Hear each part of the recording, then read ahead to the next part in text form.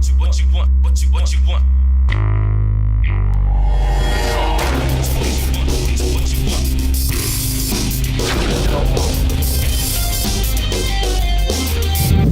Well, it's going about as well as can be expected. You started that right as I hit record, so it's already going great. It's silly in here. Welcome back to the show. It's been a hot minute. Yes, it has. I mean, not really, just a couple not for weeks, them, but just not for for us. them, but for us for sure, man. It's been like a long time. So it's Dustin, I'm right? happy to see. Dustin, yeah, Jeff, I'm right. Dustin. Yeah, I think I am anyway. Yeah. So happy spring. By the time you're seeing this, it is now spring. Thank God. It feels like fucking spring today. That's oh my God! time. The winter stuff it can go to really hell. Bad I'm done for with my it. depression. I'm I'm done doing with it. all of this, believe it or not, without the benefit of medication, and I need fucking sunshine. Yeah, it's the best medicine out there. I mean, that's debatable, but it's the one I'm taking. There you go. Yeah, but like, I don't know. It's just something about those cold months. It's just where you just want to stay in and like do nothing. And I don't know. Maybe die. Maybe die. Yeah, I've definitely felt that. So this is going to be a dark episode. Yeah, it actually is. So like you actually have already, we're already getting into it. I didn't have to do an anecdote. I didn't have to lead in. Like you've already hit the topic that I wanted to talk about this episode. I love it when that happens because I'm always a little bit nervous when you push record and I'm like, I really don't know what the fuck we're going to do here. Yeah. I like it. This is like poor people skydiving. Right. You never know what I'm going to throw at you. But that actually is the topic that I wanted to discuss this week is specifically seasonal depression, but also how, that fades into other parts of the year and just how people deal with that. But I wanted to talk a little bit about mental health today and just kind of about like how to take care of ourselves. To kind of start out, like just kind of identifying when we are going through those issues and not being afraid to admit that, first of all, to ourselves and then to other people. So I just want to talk to you a little bit about, like, for example, the seasonal depression. Like, I know that is something that I have because, like, it's something that I can feel myself come out of as the weather changes, depending on what's going on in my life. But I definitely have felt like that cooped up, when I'm in my house and just, I don't know. I can't really, it's hard to describe to people who don't know what it is. But it's just this, like, unwillingness. And I think with the seasonal stuff, I think everybody feels it to a certain extent. But maybe people who, their normal is a lot higher than maybe yours and mine. Right. It doesn't feel as heavy to them during those winter months. Right. I mean, maybe I'm wrong. I mean, maybe some people just think that cold and gray is fucking great, but I hate it. I know people who are like, "Oh, winter is my favorite. I would make it winter year round," and I just want to punch those people. I just want to punch those people because, like, I don't know. To me, the cold is just. I mean, first of all, ever since I was diagnosed with psoriatic arthritis, like when you have an autoimmune disorder, it's not even just mental. It's physical and mental, which feeds into the mental. Yep. It's just like I have mornings where it's like difficult for me to roll over, much less get out of bed, and it's just like trying to get up and go to a job, and like I have medicine now for that, but for years I didn't. Right. And I'm the kind of person, I don't like to go to the doctor unless it's like I'm literally on my deathbed. I had pneumonia last year, and like that was the first time I had been to an actual doctor and emergency room situation. But yeah, like but the depression issues in the wintertime, it just seems like they're so magnified when you already have mental health, stuff that you're dealing with,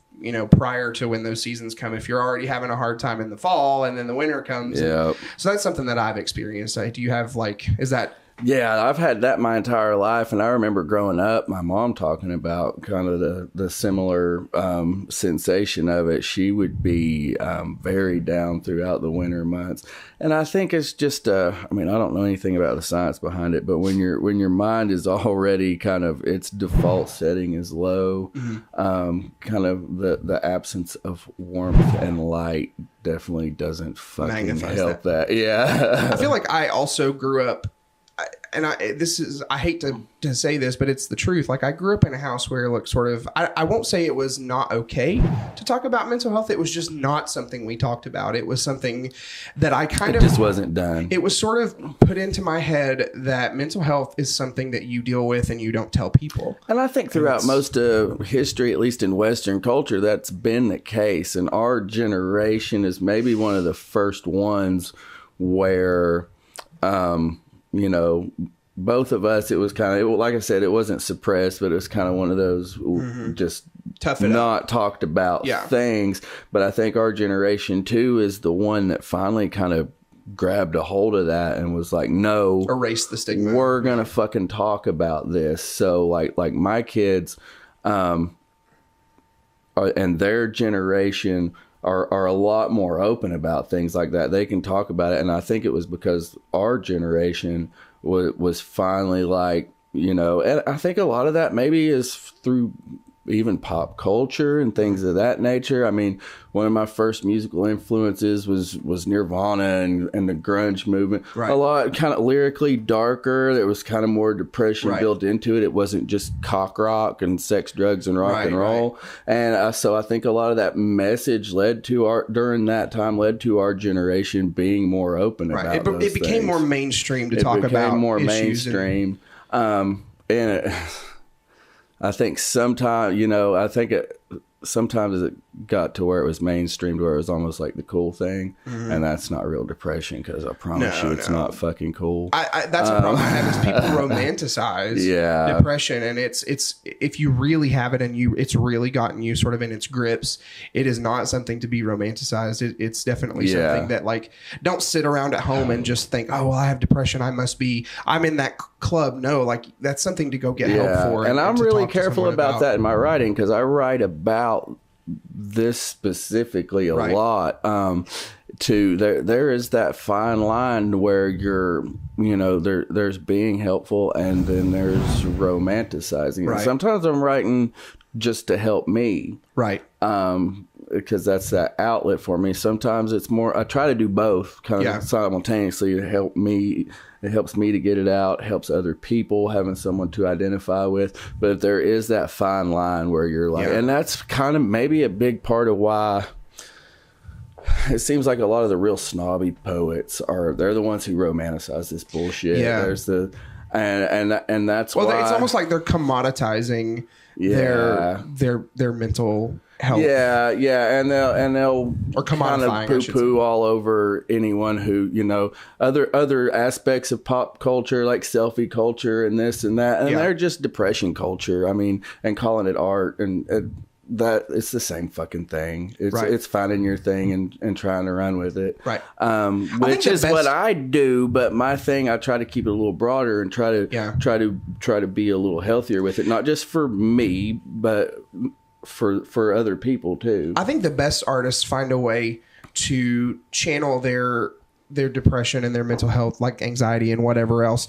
They channel that into their writing to help themselves. And the best artists hope that their readers and people who are consuming their art will benefit from it in some way and be lifted by it, not, you know, read it and say, oh, I just want to be this. I want to be down like this. I think we sort of hope, you know, I don't write poetry, but in the fiction spectrum, you know, we sort of incorporate these things onto characters, hoping that a reader will look at that character and say, oh, I see myself in this character. And then we as artists take that character on a journey to help themselves. And we hope that our readers will follow It's not let's all wallow in this darkness together. It's we're not alone. We can, and we don't have to live like this. We can get out of it, you know. And when you see people, I know for me, I mean, and there's a place for really dark, kind of depressing art. That's why in my teenage years, with things like, you know, musically, the grunge music and really depressing stuff, there were a lot of really depressing fucking songs that helped me get through the day. Which seems kind of counterintuitive, but it is that I'm not the only one feeling this, that and that's where you don't take it that step further to romanticizing it and saying, well, I want to stay here, because no, I want to be fucking happy. Sometimes when you're in that state, you know, I have a lot of friends that I love and that I go and I hang out with and do things with, but sometimes you can be so low that a song or a poem or a character in a book or a character in a film or some piece of art that can sometimes feel like the only person that you have access to in a particular moment, or the only kind of thing that you have access access to. And so sometimes that's like the only thing that sort of gets you through the next. Sometimes you can't even think about it of how am I going to get through this week. Sometimes it's like, how am I going to get through this day? How am I going to get through the next 2 hours? Like, and sometimes those pieces of art a lot become that. And sometimes it's a 3 or 4 minute song that helps you get through the rest of the day. And and talking about dark art and the way it kind of feeds this and helps in a positive way. There's a song right now by a band called Bad Flower. The song's called Ghost, and the song should come with a fucking trigger warning. It's a song about suicide. I'm one of those people that if I hear a song I like, I just wear it out until I fucking hate it. Same. And I listen to this song about 20 times a day. It's a very dark song. The video is very fucking dark. It's about suicide. And there's lines in it that I'm like, I could have written that fucking line. Like, that's how much it hits home with me. Jumps out at you.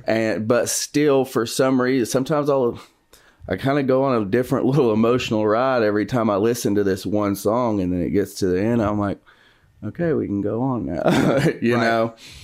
So just to sort of piggyback onto that, like, we have art as one way of dealing with mental illness or with, depression, anxiety.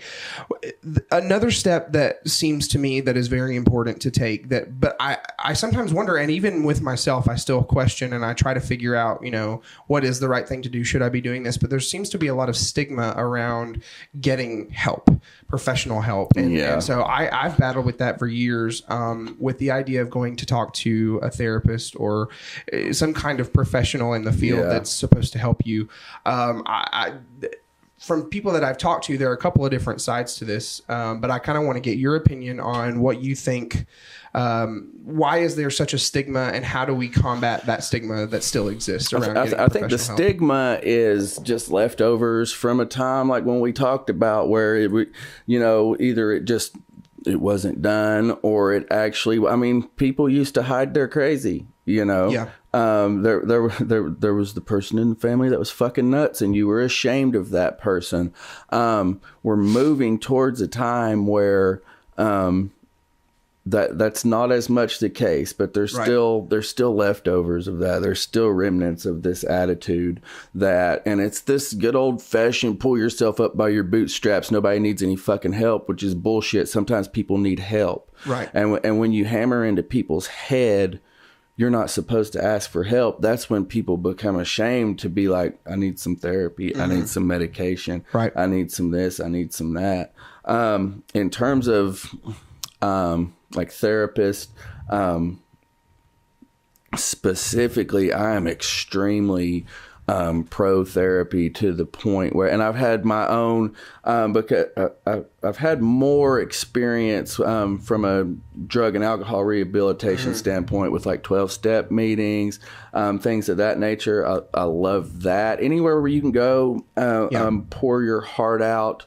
Without judgment, right? That's the key to any of what we're talking about here to mental health. Yeah. My own experiences with just to kind of shift this into a specific kind of therapy, and me and Tasha have talked about this, is at one point I went with my ex-wife, I went to marriage counseling. Marriage counseling is the kind of thing where and it was kind of a dual. It was marriage counseling, but her and I were also both crazy as fuck. So it kind of was, we were taking care of a lot of things all at once. By the time we went to that, it was too late for that marriage. It was fucking over. And that's one of those things with I think more so with like marriage couples counseling or whatever, but even people put it off so long because of the stigma that a lot of times by the time you show up at a therapist, it's too fucking late. And maybe they get, like, in terms of relationships, and right now we just don't do it because I don't have the fucking copay or whatever. It's hard to schedule stuff. Yeah. Me and my wife's relationship is fucking perfect. It's fucking great. I would still like to go to a therapist at least once a month. Right. And just kind of make sure things are... It's like that release valve where you got an objective third party there. You let some things off. You talk about it. And I feel the same way about just the regular kind of counseling you're talking about. I think people it's been stigmatized so much that people, when they finally take that step to do it, you're like right there at the fucking edge and it's almost too late. Right. And I think we need to normalize this to where people who maybe don't even necessarily think they've got any big issues it's just a thing. will still do this and get, because it's more of a preemptive thing. Right. Get out in front of shit before you're looking at a razor blade and thinking shit you don't need to be thinking. Right. And I have my outlets where I don't go to, I think, one of the biggest parts of it, it's nice to have a professional there to kind of bounce your shit back at you, but even just the getting it out kind of publicly. Right. And I have my outlet in terms of my writing and social media and things like that. I let it all out for a lot of people to see, and kind of get, most of the time unprofessional opinions back to me, but that's still a big part. But you're getting relatable opinions by real people who are going through it. People who are going through the same thing. That's huge. And I think that's a big reason, kind of normalizing things like, going to counseling and things like that are a big part of why I do what I do. When people see other people talking about it openly, not ashamed, because I just don't give a fuck. You reach a certain point in your life, and whether it's your addictions or your mental struggles, you're like, I don't give a fuck enough to be ashamed of that. Well, and I think that then you can stand up and be somebody that somebody else can be like, well, if he ain't ashamed, I don't need to be ashamed. Well, I think that combats what I would assume is the central cause of the stigma for all of these years, is that somewhere we've gotten, either it's a real thing or it's just in our heads, or it's a combination of both, that somebody is out there saying getting help is not acceptable because you need to be okay. You need to put on this appearance of being okay. And even the people who are being those gatekeepers and saying things like that, even those people need that help. And it's just, it's kind of ironic that they're the ones out there saying, no, you don't need to, you need to be the picture of strength. And I think that's where that stigma has come from all these years. And so now that there's a community online and a community of artists and people who enjoy things and who write about these things and sing songs about these things, make movies, like we've created this community of like as a safety net for people who have been told all their lives, be strong, don't let those things show. And now they see that there are people out there who are unafraid of those things, and maybe I can be unafraid. And what we're learning through all that too is a lot of those people are the same people who, if they weren't open about those things, you wouldn't know they were going through anything. Right. And that's part of it being normalized, is a lot of people that suffer with depression, anxiety, suicidal ideation, they are people who are, if you met me, I'm a fun motherfucker, I'm healthy. If you met me and you didn't know me through my writing or whatever, where I've talked about it, you wouldn't know I have these issues. So a lot of time, I think it's shifted the perception of what depression looks like, or what anxiety looks like. It's not always, a lot of us can fucking function this way. It's just not any fun, and talking about that and letting other people know, hey, we're not, I see you. You're doing really fucking good at putting on that show, but I see you. I have an author friend who just recently posted on Twitter that, and this, I've seen this before, but it was a good reminder that social media and things you see on there, that's a highlight reel. That's just people's best moments that they're putting on there. It's kind of it's a digital version of hiding what's going on. It's like sometimes if we were to be really honest and say this is exactly what's going on right now, the pictures would look very different. And that's what I try. And I feel like a lot of times that is what social media is. I try to not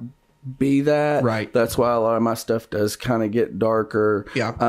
I try to be, and I'm not very specific, and particularly talking about in my writing, I don't have and that's one of the things I realized about myself early on, is a lot of writers who I really love and respect. I'm not dogging anybody here. I always know what I'm going to get when I go read their stuff. Though. Right.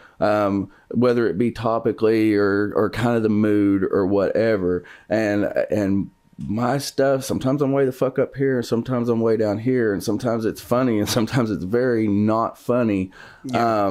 And so I try to, with my writing, have it not just be the highlight reel. You're going to get the serious stuff, the depressing stuff. Right. You're also going to get pictures of my ass. Yeah. You know, We got to keep it real. You know, but even at that, just by the nature of social media, no matter how much you try, it still is a highlight reel. It is. There's still that. Because nobody wants to post and I honestly believe moments. the same thing about writing. You know, there's social media and for me, social media and writing are kind of the same thing. But taking the social media out of it, whether you're a poet or a fiction writer or whatever, the same thing's true there. Mm-hmm. You're still and probably even more so. Yeah. You're in control of the fucking narrative. Exactly. You get to make it look like what you want to. Right. There's that filter there. It's not and a lot of times you're trying to make it feel as real as possible. Absolutely. But it's not real. Right. That's not real. It's still fiction. And I even get afraid sometimes. And I think sometimes we, like you said,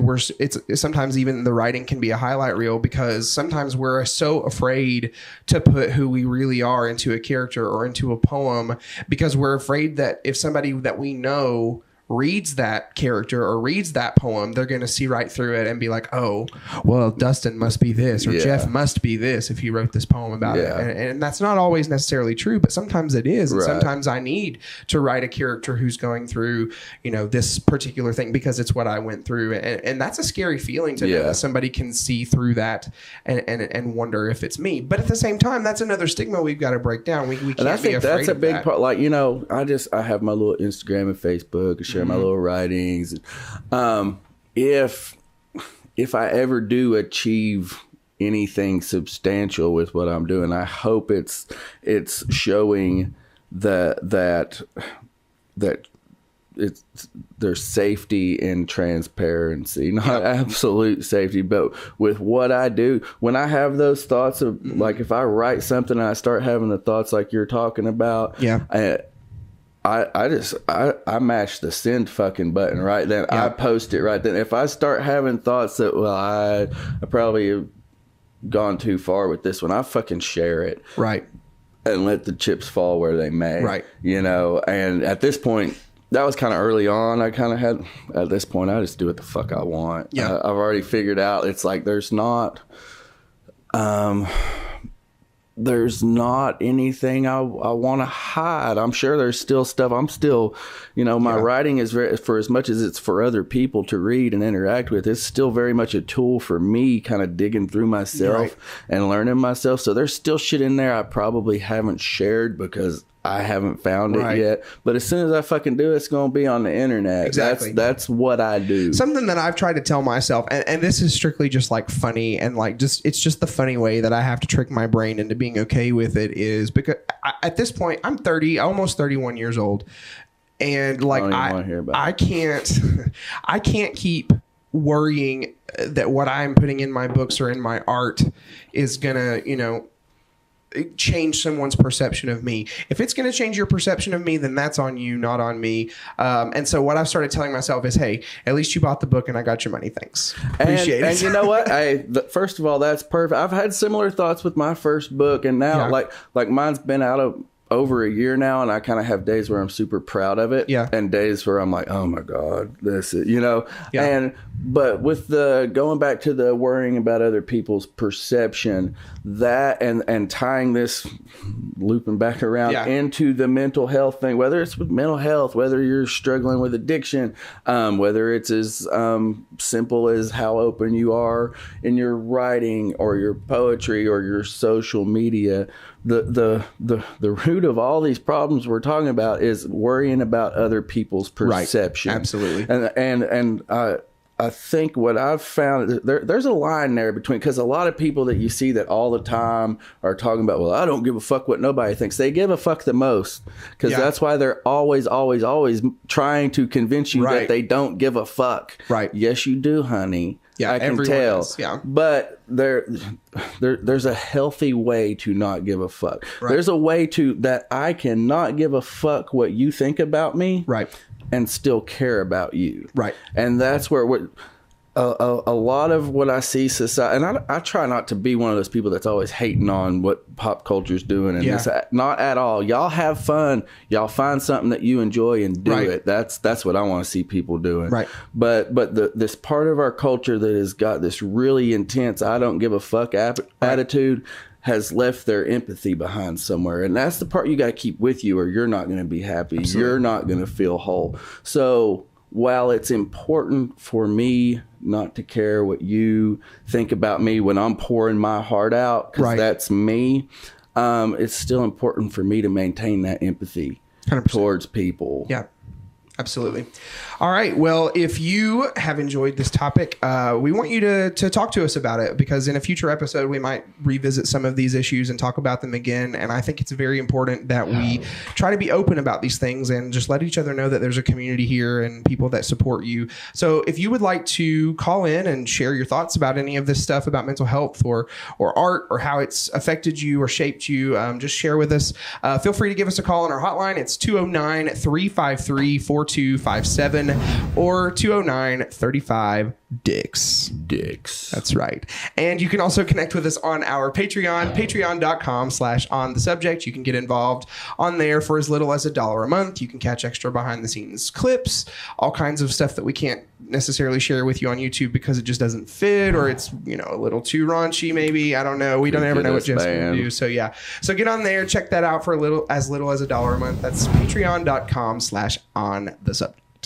So, but yeah, thank you very much for that chat. It was nice to have a candid talk about these issues, and I'm sure we will revisit them and sort of break them down a little bit more. I'm here for you. Yeah, absolutely. So I'm going to lay you on a couch next time. That's a different topic. Well, maybe it's the same one. You'll have to come. Maybe that'll be on the Patreon. George Michael starts playing in the background. Brown chicken, brown cow. Yeah. All right. Thanks for joining us, guys. Have a good one. We'll see you next week. Bye.